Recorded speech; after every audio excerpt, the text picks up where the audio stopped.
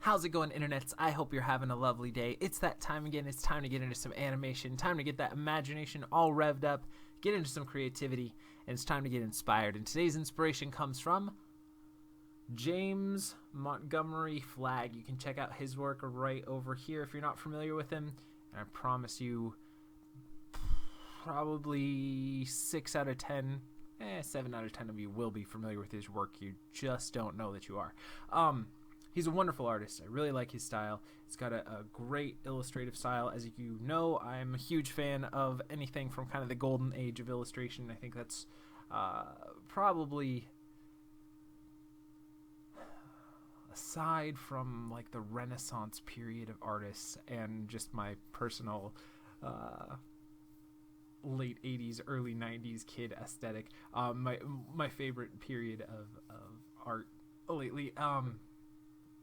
Just gorgeous stuff. I mean, check out how just fun this image is.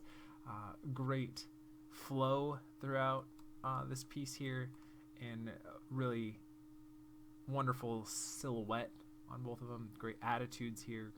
Lovely color. Let's take a look. This was one of his little paneling cartoons, which is something that I don't really talk about too much here, but there's a really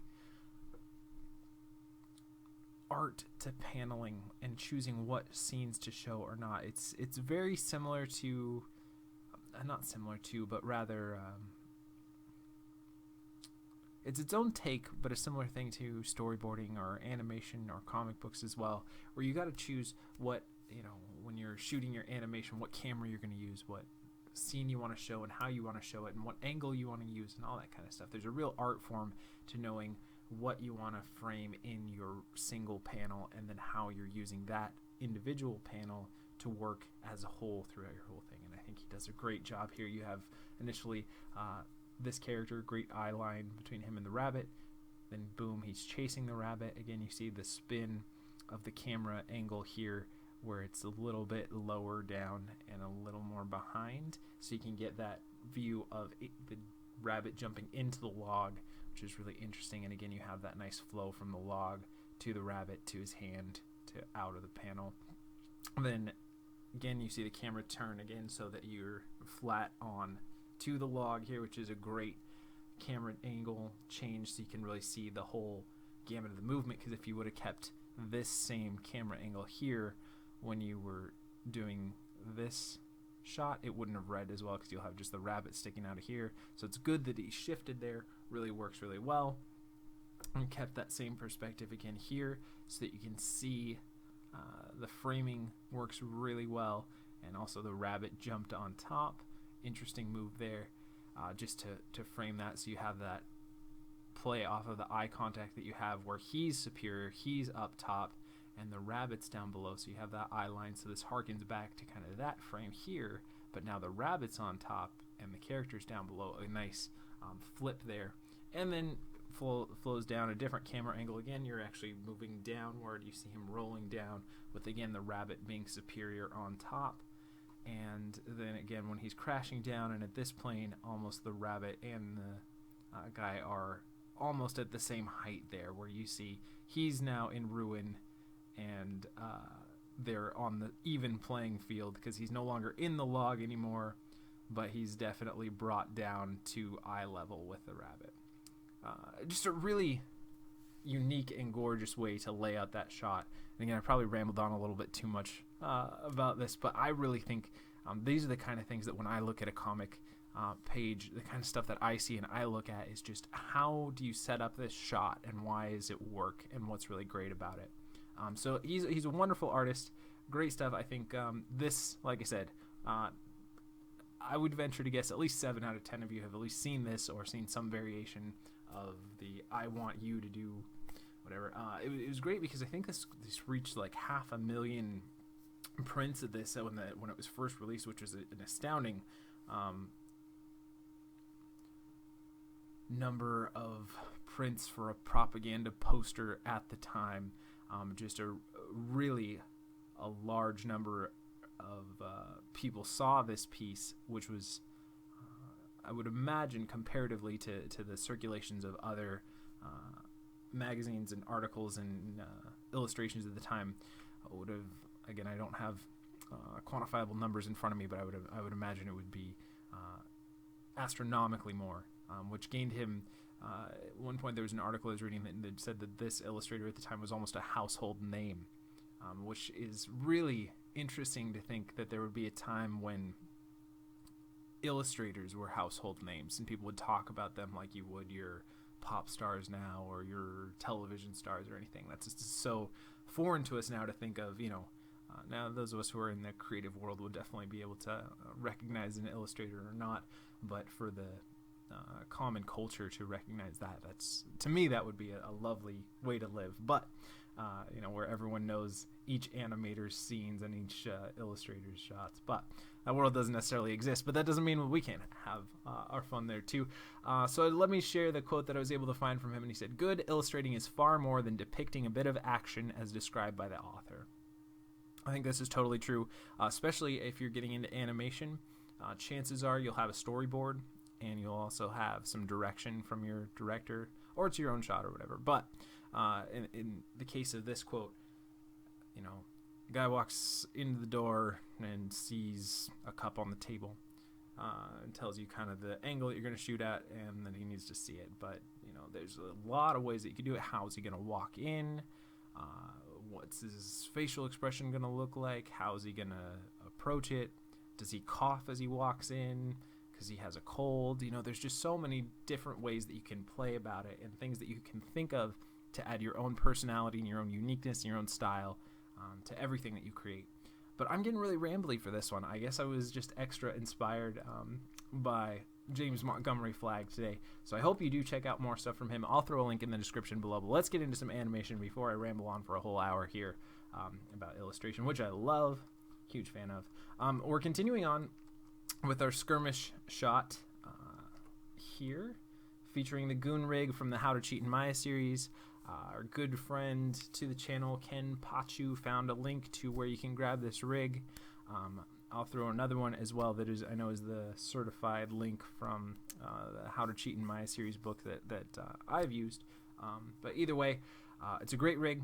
I recommend you pick up the book as well. Again, it's not a sponsored thing. I just found it really helpful, and I think I always try to, where I can, help support the people whose things I think are very valuable. I think it's a great rig to use, really a low cost of entry, and a great way to get some good animation out of a fairly inexpensive rig. And what we'll be doing is continuing on with this skirmish animation. We've been working for a while. I think the bulk of the information is here, so now it's going to be really breaking down everything so that we actually can get something that looks fairly decent out of it, rather than just something that is what happens. Now it's more how it happens and in what way it happens. But the main goal of doing these videos each and every day is to hopefully encourage you guys and inspire you to go off and create your own unique, amazing, wonderful content each and every day, to use that imagination that you have inside you, use that creativity, take another step in your journey towards mastering whatever medium it is that you're passionate about, and keep going. And know that there's somebody else in the trenches with you, learning, growing, having successes, having failures, doing them here with you each and every day. I want to be your encouragement. I want to be right there beside you, giving you that pat on the back, saying you can do it. Way to go. Throw your links down in the description below. I'm happy to give you a thumbs up or check out your stuff if you ever need an extra set of eyes. But let's go ahead and get in here, because I've probably been going on for 10 minutes now or so without even getting into any animation. So let's go ahead and do this. I think what I want to do for the majority of today's bit of time that we can spend together is really just get into those runs. There's nothing there that I really love right now, so I want to break that down. There's definitely more that we could attack, but I think that we've got, what do we got, from 1 to 50 frames of a run to set up. That'll probably, just breaking that down, that's probably going to be 2 days, because we want to do that between both characters here. So yeah, let's take a look at the guy in white, our little swordsman here. Let's take a look at his run, because I feel like the other one isn't as bad to me. It's not great, but I definitely want to fix him up first. I feel like there's just nothing that's really working there that I love. So let's go ahead and attack that. And so I'll turn our NURB curves on. By the way, we are using Autodesk Maya 2014 for today's video. For more information on that and all the stuff that I've talked about so far, check out the links in the description down below. It'll be a wonderful experience for you. You can check out the links and blah, blah, blah. Okay, so let's look here. Let's try and set our frame range so we're not attacking too much stuff. I feel like there's a lot that we could get into here. So I really just want to focus on the first, let's go, 51 frames. So we'll set our frame range here. Go ahead and save our file. And let's get cracking. Alright, and let's bring that. As you can tell, I was a little under the weather this morning, so I'm working at a little bit of a different time while I'm recording today, so evidently I have a little more energy than probably the last couple of videos. I'll hope that translates into still some good animation here. So I felt like the silhouette wasn't really that great on this initial pose here. So let's stick with just looking at the hips for right now. Now, should we go back to frame? I think it's frame 0. So let's go ahead and bring that forward and bring those back.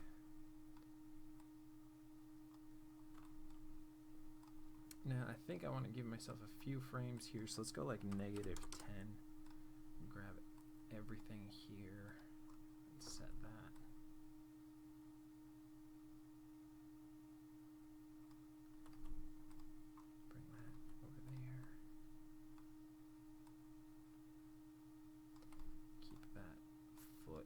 On the ground till about 2.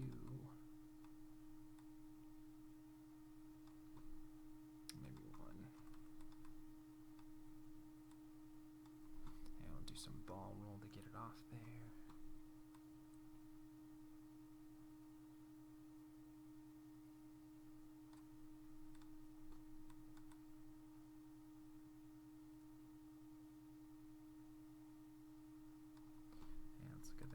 Translate Z here.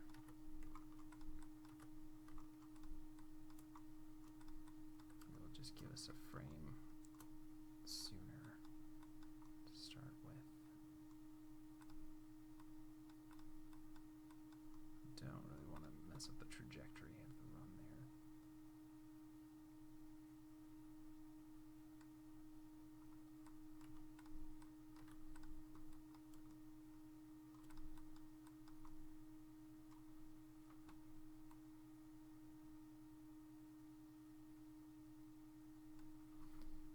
Set it here.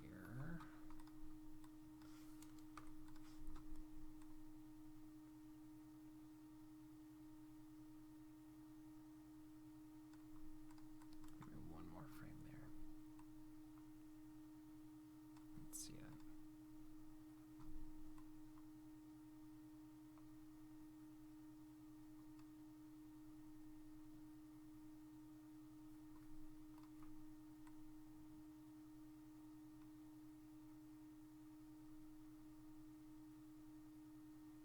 Maybe we should give it an extra frame here. Maybe it's a little too fast for this guy.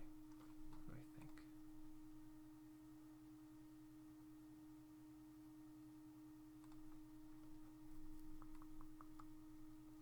Let's grab everything. The hips for right now.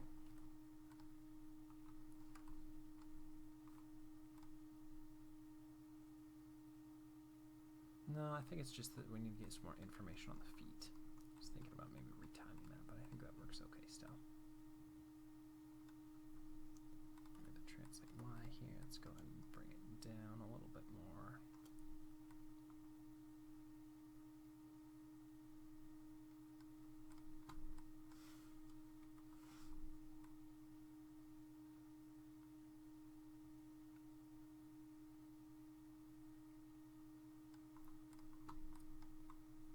Let's go a frame later on those there.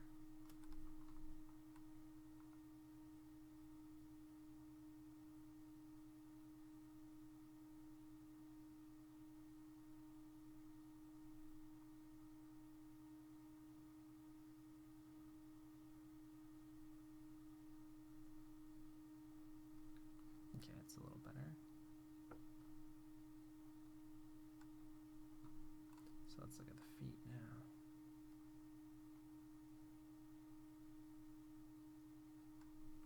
Do a little bit of rotate up here. Drag it back there.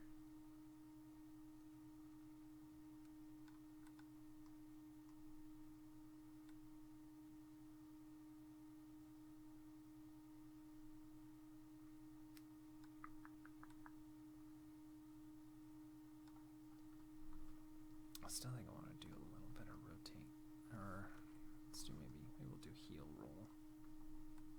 Then we'll flatten it out here.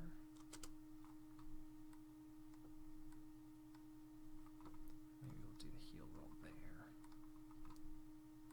I don't want to mix between heel roll and rotate though, so let's try and clean that up a little bit more.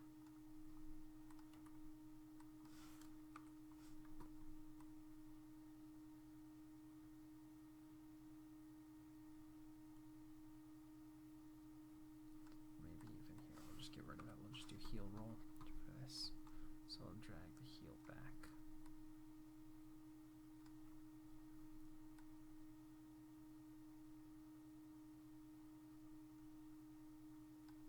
And probably a little bit higher on the heel roll there.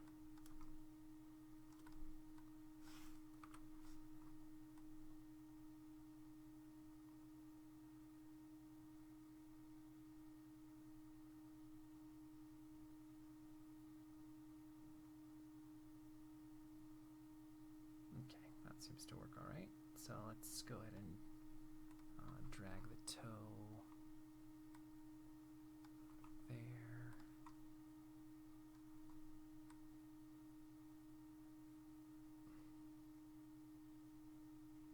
And then flatten it out here, so I'll lift it up there.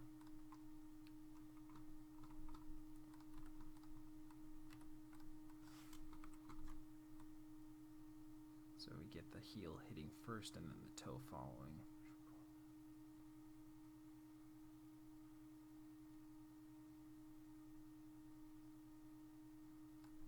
Actually, I want at least 2 frames of flat so that it reads a little bit better.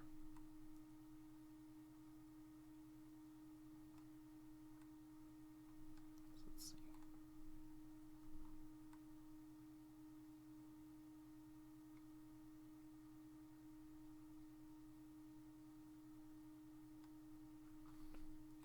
Let's keep it on the ground 1 more frame, and we'll do some ball roll there.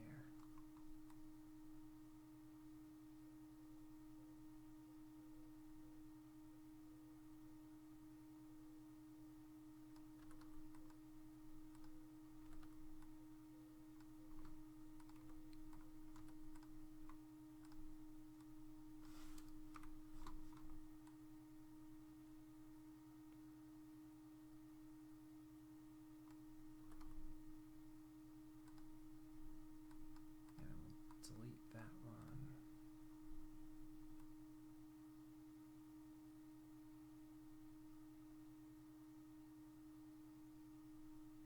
So let's see.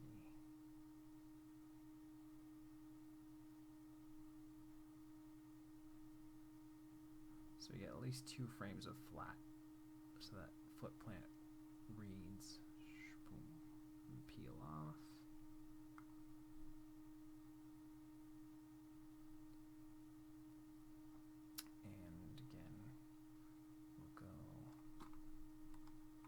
Here, do the heel roll there. 1 frame before contact, we'll lift the heel roll up. And then flatten it there.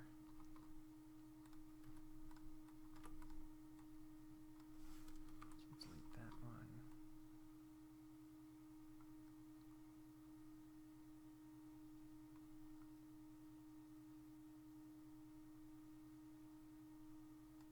Probably even hold this 1 frame longer there.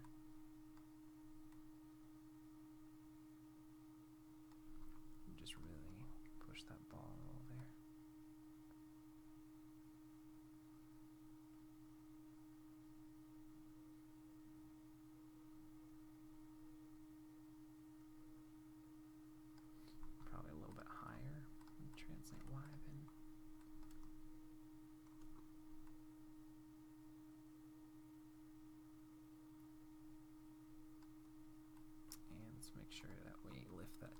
up here.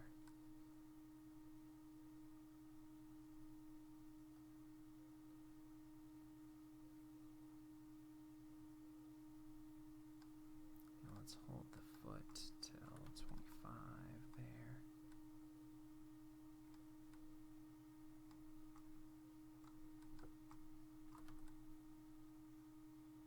We'll have to do some good amount of ball roll there.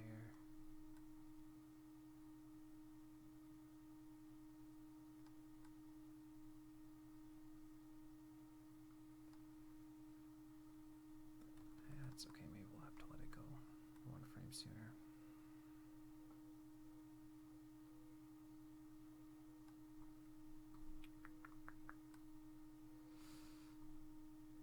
So we got that plant down.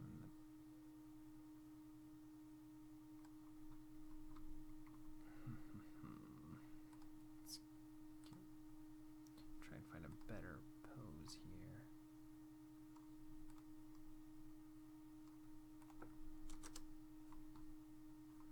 Let's get rid of that.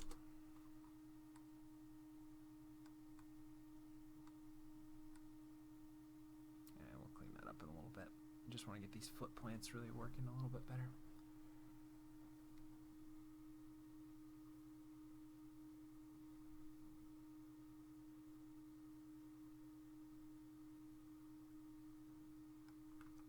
Let's go a little bit further there with the ball roll.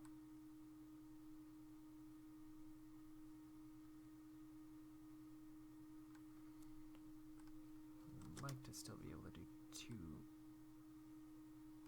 frames of flat, but maybe we won't be able to get 2 there. Okay, and then we'll do some heel roll here. Not the ball roll.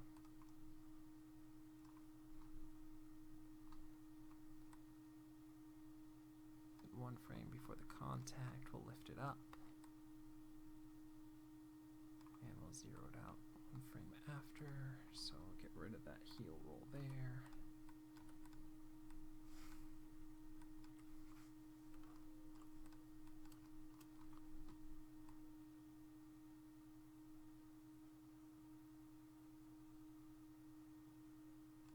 And I think we'll need to go a little bit higher with this one as well.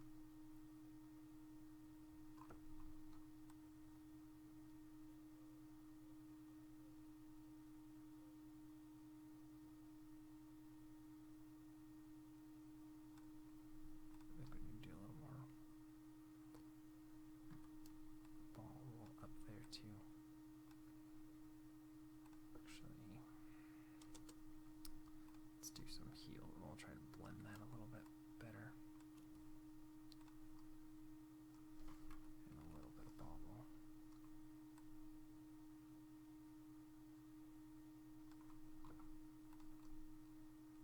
So we can really feel like it's peeling off there.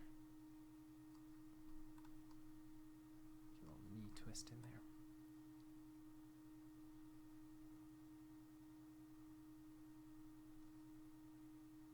Not perfect.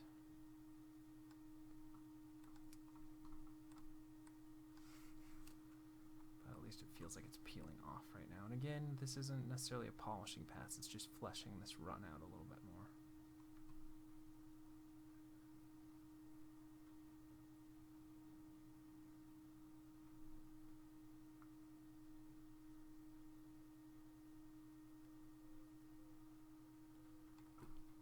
Let's keep looking at this foot. And I want to do some toe here, lift that toe up. Flatten it out. Keep this foot planted on the ground until about 36. Do some ball roll here. Maybe even 37. Let's see if we can keep it planted that long. No, I think we'll have to go 36. Get it up in the air by then.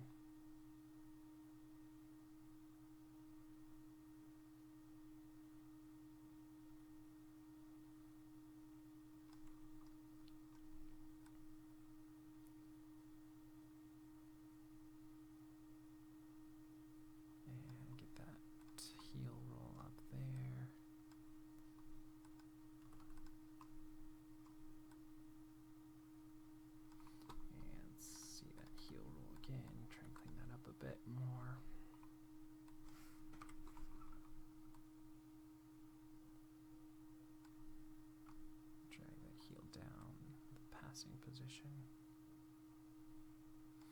Get that toe lifted up. And get rid of that other one there. So we have the heel hitting first and then the toe. Yeah, let's watch just that foot here.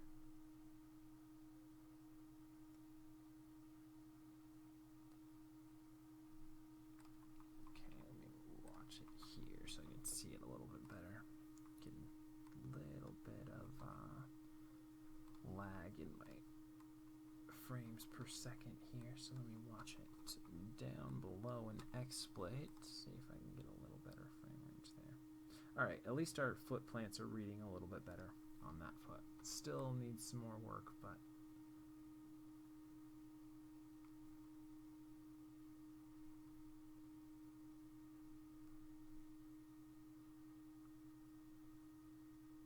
and I think we need to keep this foot on the ground. Get about there. We'll delete this one. Get some ball roll working here. Be a little bit less. See if we can still keep it on the ground here.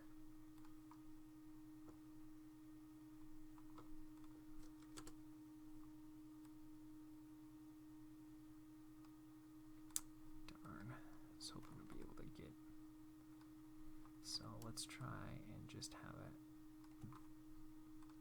be like it's still just pulling off the ground there. Get a little bit in.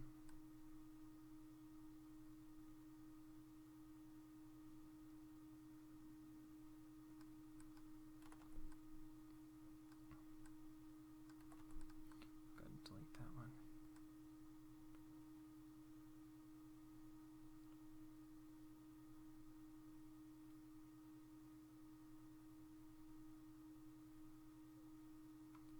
Still needs some work, but at least we got that foot starting to work a little bit better. See how much better it works than the other foot where we don't have nearly as much information built into there?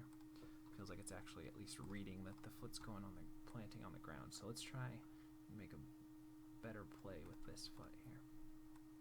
So I'll keep it there. Keep it planted on the ground for another frame. Get the ball roll working here.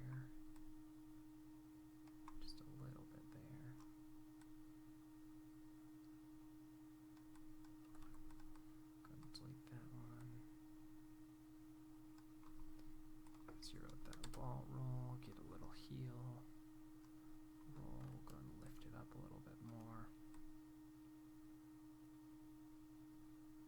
One frame before the contact, go and lift that up, still keep it up, and zero it out. Yeah, let's make sure we clean up our graph here.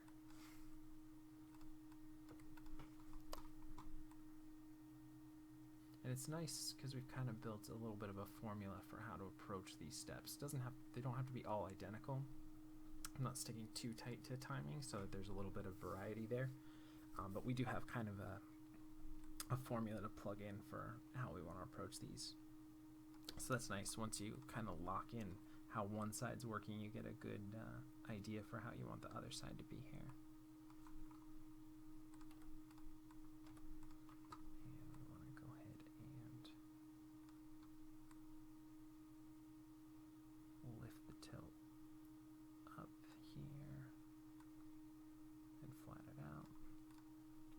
Foot on the ground till about 18. Again, we'll try and do that. And we're going to get some hips and stuff working in there. But for some reason, the feet were what was really, we needed to get those planting steps in there. They weren't reading nearly enough. Where the hips, they're definitely really stiff, but if the feet don't work in a walk, it's really hard, or a run. To me, that's the first thing that really sticks out that I wanted to approach here. So that we can sell that it's hitting the ground and holding there. Normally I like to do as close as I can to at least 2 frames of completely flat on the ground, but if we can't get that, we're pretty close. just get a little bit of rock in that foot, which is fine. And here, we'll go ahead and zero out the ball roll, get our heel roll down. We'll go ahead and lift it up a little bit higher.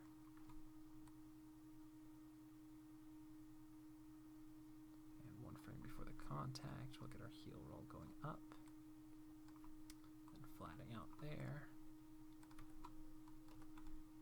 So like I said, this getting this run stuff working is a lot of frames, because run's pretty, you have to put a lot of information in a run.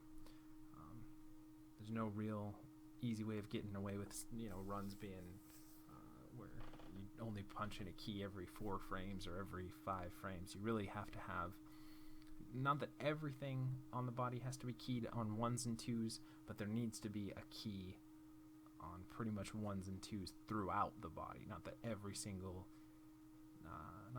this was kind of a thing that I used to think. And again, I could definitely push it a little bit more, but for getting something that's workable out fairly quickly,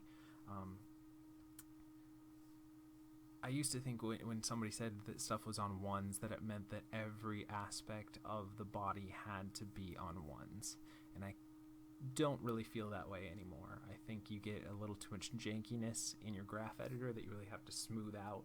So I tend to do, like, my hips, if I want them quick, I'll probably do them on like 3s, and my feet, I'll do some of the, you know, really important information like the contacts and lifts up. That stuff will be on 1s, but they don't necessarily have to be at the same time that they're going. So eventually, you know, we grab everything, and there's pretty close to a key, everything's on 1s and 2s here. But if I just grab this controller here, you can see there's some spots where it's on, you know, 3s and 4s. And again, I could probably push that a little bit more and polish that out a little bit more. But that was a thing that when I was first getting into animation, I would just grab everything and be like, okay, we got to do one whole pose here, and then our next one has to be a whole nother pose there. And I don't really think that way anymore. Again, I think I could push my posing a little bit more, but with this stuff too, especially trying to get something that's workable within an hour together, it causes me to have a little bit of a different workflow than I do if I have the leisure of working on a shot for hours and hours here. But just a little idea, especially if you're learning. That wasn't something that was really explained to me very much when I was first learning, so maybe that's a tip that'll help you. If not, you know, figure out your own method that works for you. That's really, I think, at the end of the day, no teacher, no studio, no boss is going to be sitting there over your shoulder telling you this workflow is not acceptable. They're going to be saying, is the message get across? Does the shot work?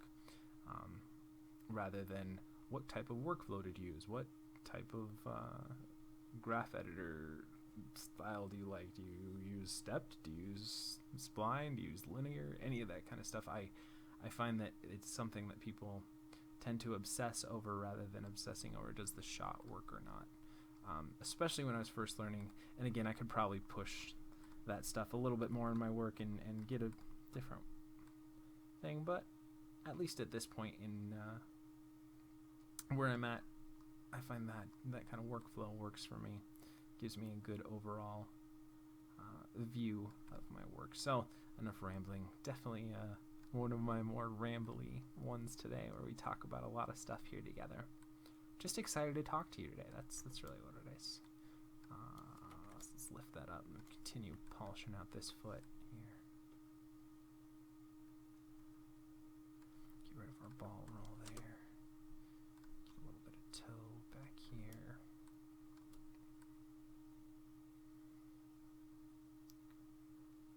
And I want to do some heel roll up. And key that down.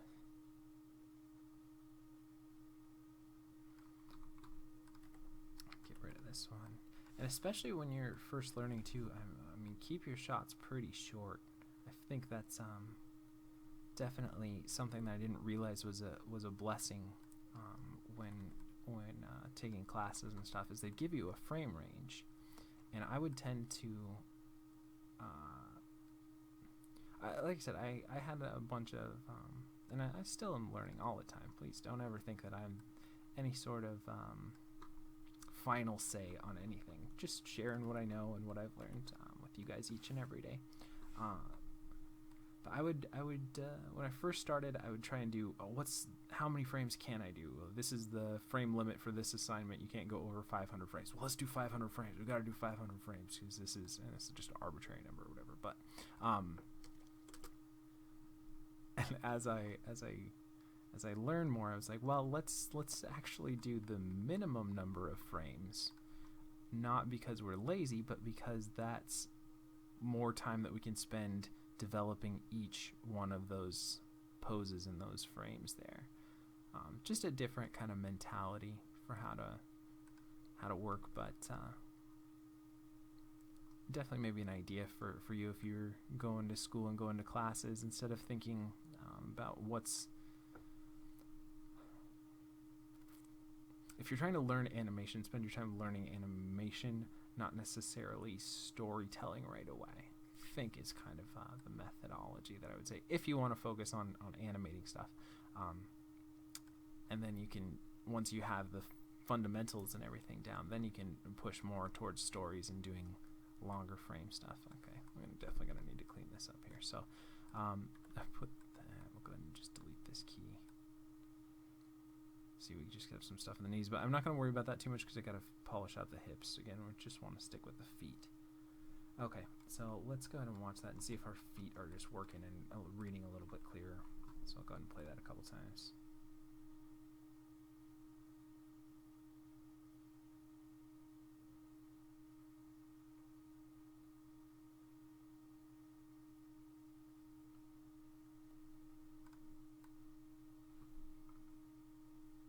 Works a little bit better.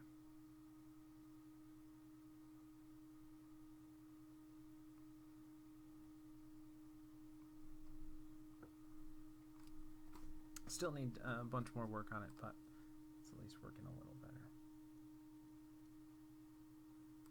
I think there's a couple poses here where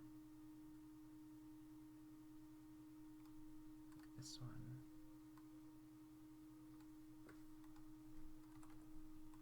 Maybe we'll go a little bit higher here.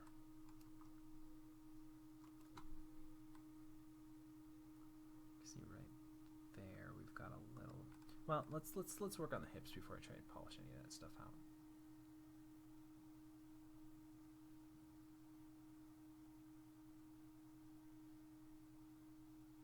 So I want to do some rotate there. And then here to favor the front planted foot hip.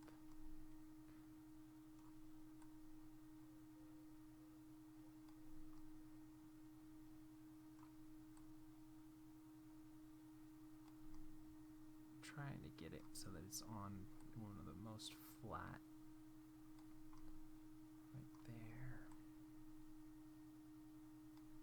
right there. Okay, and let's look how we did overall there. Okay, so we get some twist in the hips. Feels a little better, but I think we could probably balance that out a little bit more.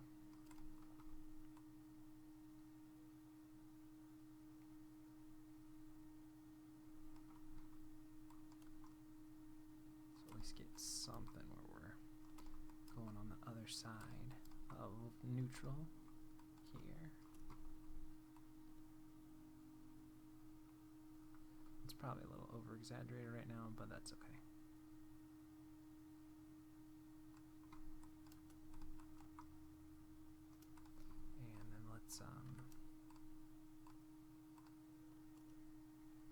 Look at all just the rotate Y's here so that we can key the chest and the hips at the same time on rotate Y. So key selected there, key selected there.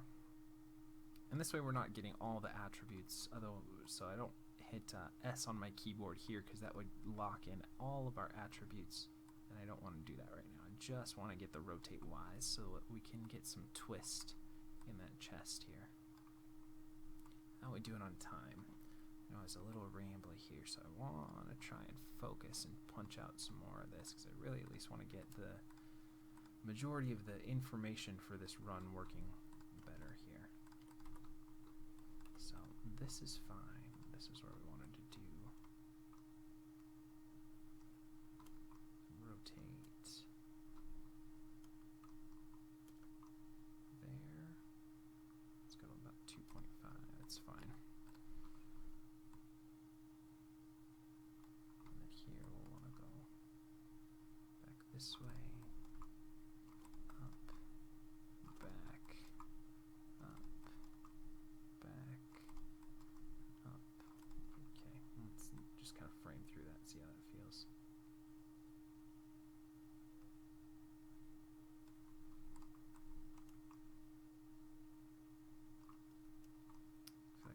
Exaggerate that even more.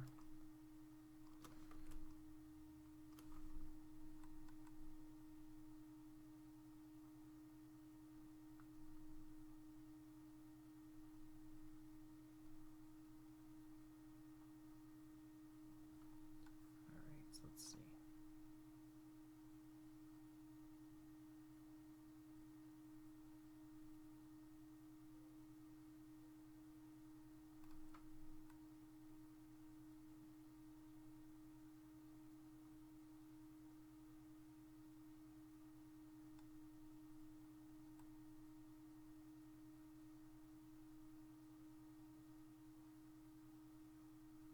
We want to try and make sure that we're still getting a run here, not just a fast walk. So we want to at least hit one frame on each step where both feet are in the air. I think we still got that working, but I just wanted to check that again. Because that's the main difference between a fast walk and a run. You have to have at least one frame where both feet are not touching the ground completely. So like that would be this frame here, they're both not on the ground. This frame probably here, which we could flush out probably a little bit better at 13. That frame, that frame, that frame. And that's a, you know, it's a tough thing to go back and forth between making sure you're getting your foot planted on the ground to show that weight and show that there's some landing and push off for the next step, and still getting the timing right to make sure that you're having the feet in the air for the right amount of time as well. But it's just, you know, playing around with it, seeing how you can make it work. And every shot's going to be a little bit different. One of, I think it was Bula Robello, a great mentor that I learned a ton from. He worked on Spider-Man 2, Spider-Man 3. You can IMDb him. He's an awesome guy. Great. Learned a bunch from him. And he always said, you know, I'm paraphrasing here, but you got to work through your own problems you create in your shots. So if you give yourself 6 frames and it's something that needs 12 frames, that's you got to work through that. That's the problem you created to try to make this shot and make it work. So you got to work through that. And that's why I always think that it's a good thing to do a rough overall pass before you really get into punching in your keys and punching in like your really sharp focused poses. I tend to think that way versus going with a really sharp pose and then having to work around it so you can hopefully keep that pose, make everything work, then punch it up a little bit more is kind of how I tend to work a little bit more. All right, so those feet are working. Let's do a little bit of side to side in the hips here. So we'll look at our translate X's here. So we'll want to do that probably about here. Do over the planted foot there.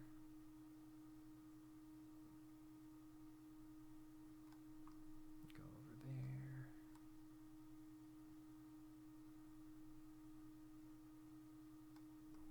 Go up there. There.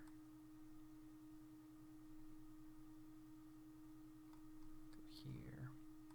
And again, as opposed to some of the cycles and stuff that I've done in the past, I'm not trying to stick too formulaic to this, so I'm trying to be really just which pose would it be the strongest on, so we get a little more variety, especially since we have, what's this, like 2, 3, 4, 5, 6, 7, 8 different steps.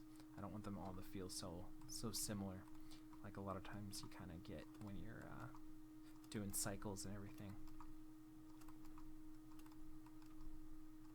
Alright, so I'm going to tone that down a little bit more.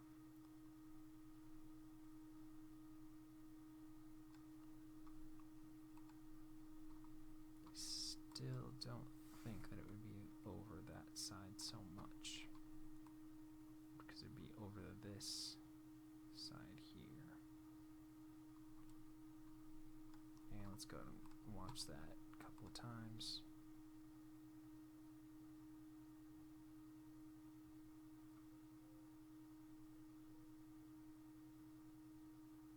Alright, and just so we can get a little bit of side to side weight in there.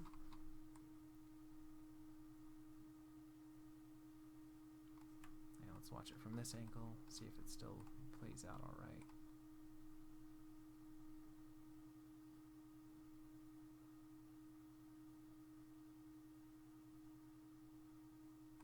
I think we could probably crank up the up and down a little bit more and try and add a little bit more weight there.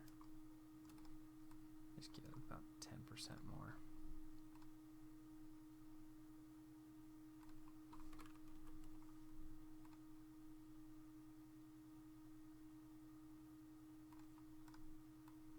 A little bit more up.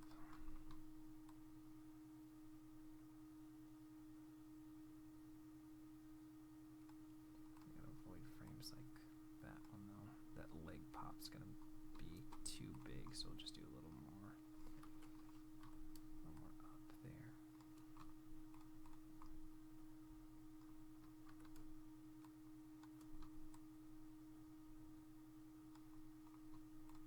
A little less ball roll, a little more heel.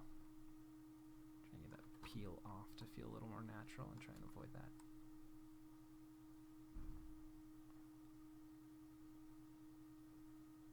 Too stiff of a leg.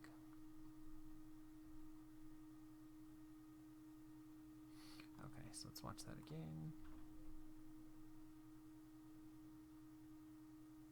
Alright, it's starting to come together.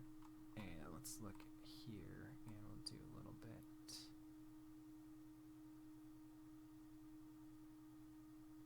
of a rotate Z there.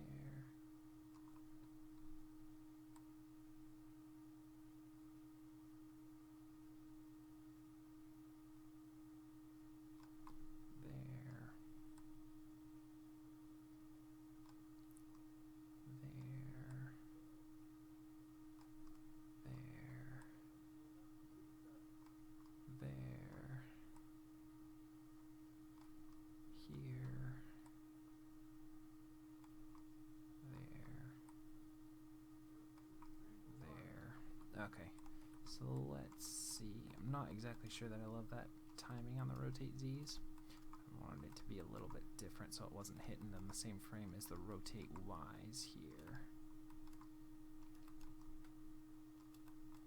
So let's go ahead and try and get a little bit of squash and stretch or compression from side to side here. So let's just look at the rotate Z's on the chest and the hips and make sure that we get similar timing there. So we're going to do like we did with the rotate Y's. We'll just do key selected here. Key that one. And key this. Key that. Key that one. One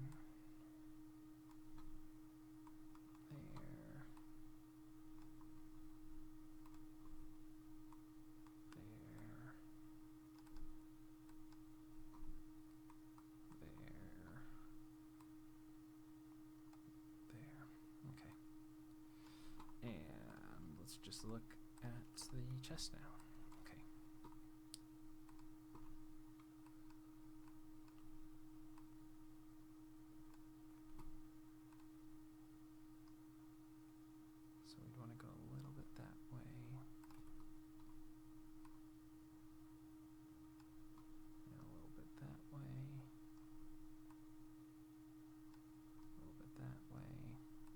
again, I'm pretty sure I'm overdoing this, but it's always easier to over-exaggerate and pull back. I find that's a better workflow method than trying to continue inching forward and forward and forward. Just kind of different from what I was saying a second ago, where I was saying that you should just make everything work and then push the posing a little bit more, but it's kind of a different idea, I think.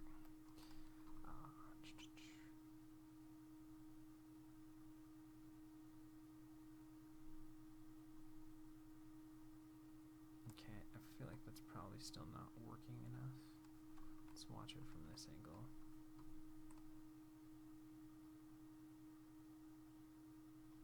Yeah, it's probably too much, right?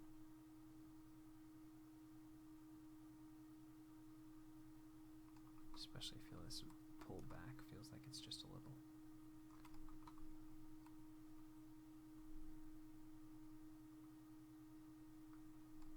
Maybe a little less on the front. Okay, maybe I'll do a play blast here and see if I can get a better frame rate so I can watch this and see how it's coming together here. And again, we're just looking at this character and just looking at how this run's coming along. I'm gonna pause this real quick and do a quick play blast, and then we'll take a look at it together. All right, yeah, that feels, it's a little bit better frame rate, so we can see how it's actually gonna play through. Still getting a little bit of lag here, which is okay, but at least we can see that everything is kind of moving together. We're getting a good sense of, it's not perfect. I think it could be a little bit heavier with everything, but we at least get those contacts working, and we're getting a little bit of weight there, which is nice. Obviously, there's some overarching things. The arm is just pulling back pretty much from point A to point B. There's no breakdowns, no sense of arc or anything really with that, so we want to clean that up. And I think I want to do a little bit more weight in the hips as well, which we might be able to get some with by doing some rotate X. So maybe I'll try implementing that first before that. So yeah, let's go ahead and do that, and then once that hits, I think we're actually getting close to our time already. So like I said, this is going to be a little bit. Let's look at where's our translate Y's. I want to play the rotate X's in between those. Okay, so we want to do one there and one there, one here and one there and here and there. And we have to be pretty careful about this. We don't want to go too crazy with it. We're going to have to offset what we do at the chest here as well, and I can already tell that we're doing too much, so we're going to have to pull back. But we're going in between where we have our highest highs and our lowest lows on our translate Y's here. So as you can see, this was our keys for where we're having our highs and our lows, so our rotate X's should be right in the middle of those keys is kind of what I found works pretty well for getting that to work together. So let's go ahead and scale that back, because like I said, it's not something we want a lot of. It's just going to hopefully add a little bit of looseness to the belly and maybe help that sense of weight so that we get a little bit of compression in the spine and the belly area here by doing this. If we can get it to work correctly, that'll help add a little bit of a sense of weight to it, and then if we need to, we can go back and really just punch the landing down a little bit more here. But let's try and work with what we have here.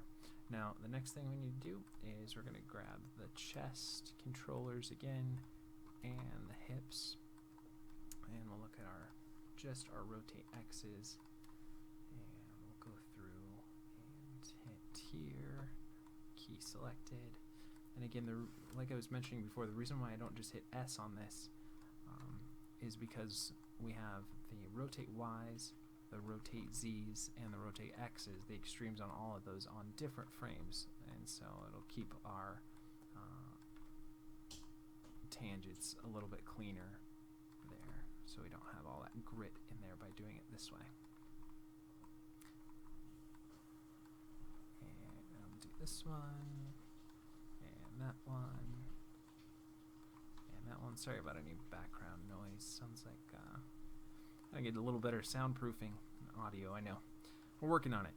If you guys want to, you can always donate to my channel. Any of that money will go into making this stuff better. So we'll do it. You guys are awesome. Okay, and now let's look at our chest rotate X's. There. Alright. And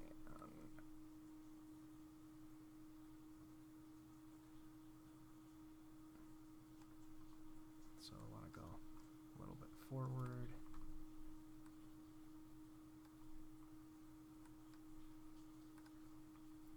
A little bit back. Oh, actually, I think we just should vary between those, right? We'll see. See if that'll work.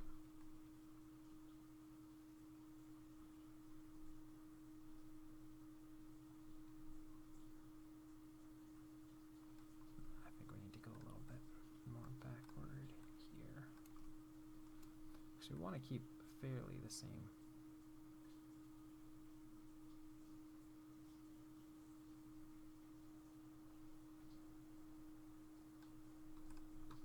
See, like here, that feels too far back.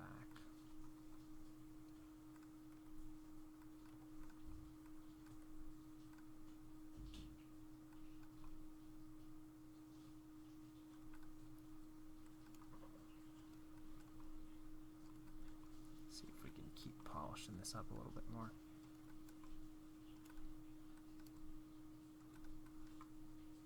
If we need to, we can always get rid of it if we don't like it, but I think we can get it to work.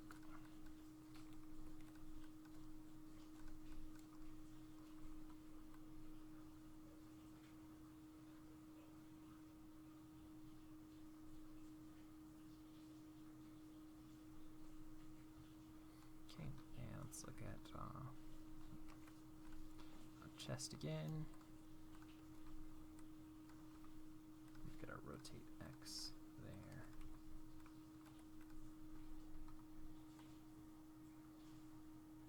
Everything there seems fine.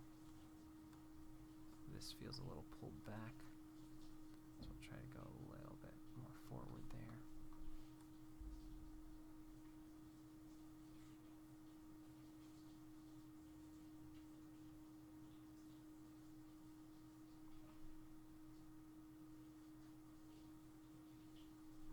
I think it might be the rotate Z's as well. Let's doing that.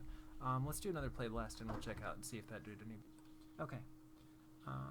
Yeah, I think that's workable, and we're pretty close to our time, and it sounds like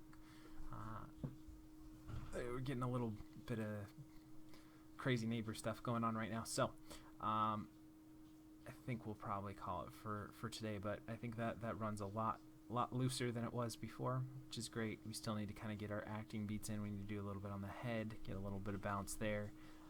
We need to do, I think we want to keep that sword down and then just bring it up right, and then probably actually pull it down before we swing it up too, to anticipate that swing. And then the other hand, I think I'll just do some chug with it so that it's not just held back there, but actually just pumps with the run. I think is probably how I'll end up going with that.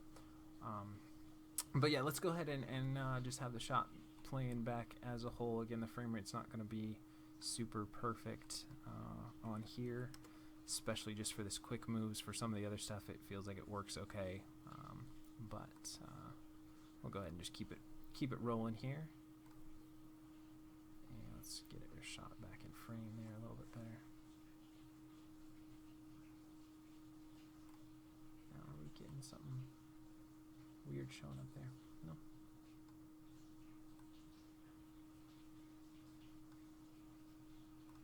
For some reason that layer kept clicking on, right?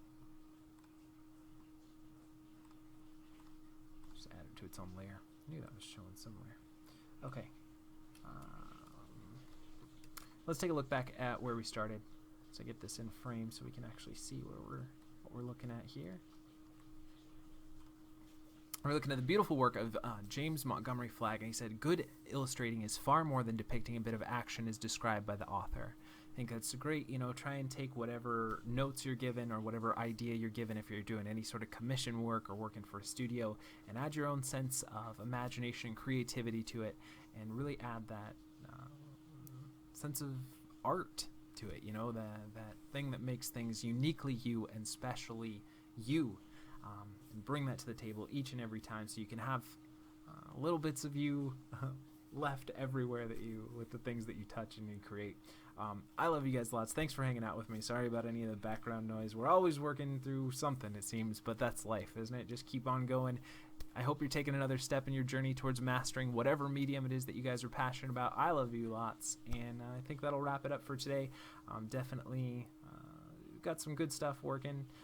Still a long way to go with this one. Like I said, we're probably going to be looking at definitely one of the longest shots that we've done here together, but we got 2 people working in this thing, so it's going to be twice as much work for sure.